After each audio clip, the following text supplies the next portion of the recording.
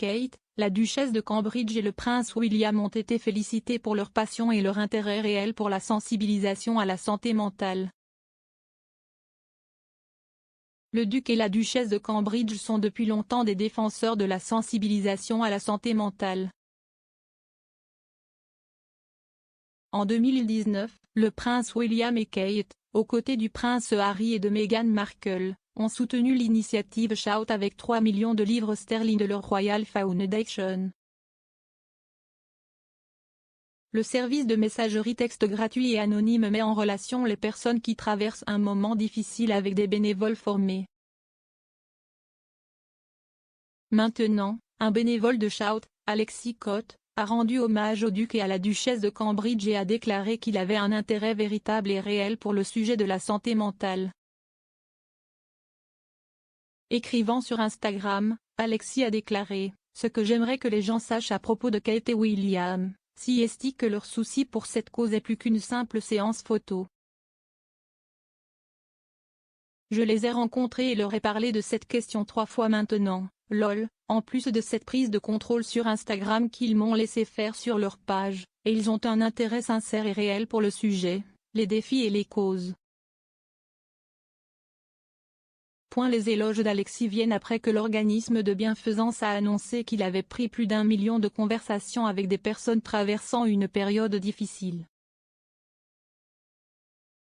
Écrivant sur Instagram, Alexis a poursuivi, pour marquer l'occasion, moi-même et d'autres nous sommes assis avec @Duke Duchess of Cambridge pour parler de santé mentale, des avantages du bénévolat, des expériences de Shout, de la prévention du suicide et, bien sûr, de la santé mentale LGBTQ+, et comment cela s'est manifesté dans les conversations que nous avons en ligne. Plus d'un tiers de nos conversations de crise sont avec des personnes homosexuelles, et cela monte à près de 50% pour les adolescents qui entrent en contact avec la ligne.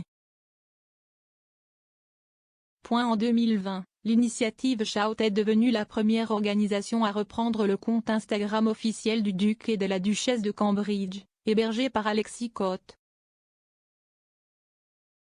Alexis a répondu aux questions du public tout au long de la journée pour marquer le premier anniversaire du service de messagerie texte.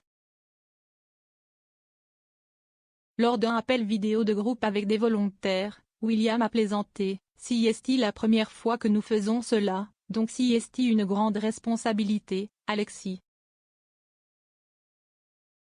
Ne gâche pas ça. » Le duc a ajouté. « Vous êtes les pionniers, vous avez fait un travail fantastique pour faire avancer Shout, bravo et merci pour tout votre travail acharné, nous l'apprécions vraiment. »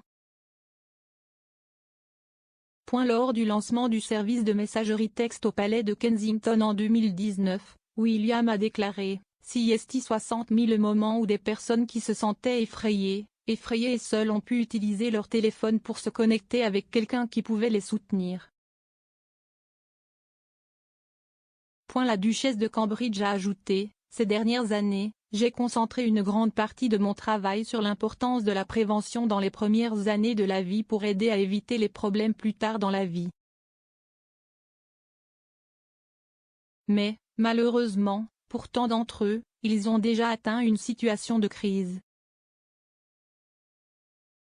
Shout a été développé par la Royal Foundation, que le couple a créé ensemble. Le service fonctionne 24 heures sur 24, 7 jours sur 7 et s'inspire de la Crisis Text Line basée aux États-Unis, qui a été lancée en août 2013. Les volontaires sont soutenus par des superviseurs formés en clinique. Le prince William a déjà parlé de ses propres problèmes de santé mentale après le décès de sa mère, la princesse Diana. Lors d'un documentaire télévisé de la BBC sur la santé mentale, il a déclaré « J'y ai beaucoup réfléchi et j'essaie de comprendre pourquoi je me sens comme ça, mais je pense que lorsque vous êtes endeuillé à un très jeune âge, tout en vraiment, mais surtout à un jeune âge, je peux raisonner étroitement à cela, vous ressentez une douleur comme aucune autre douleur. J'ai senti qu'avec quelques emplois que j'ai exercés, il y avait des résonances personnelles particulières avec les familles avec lesquelles j'avais affaire. »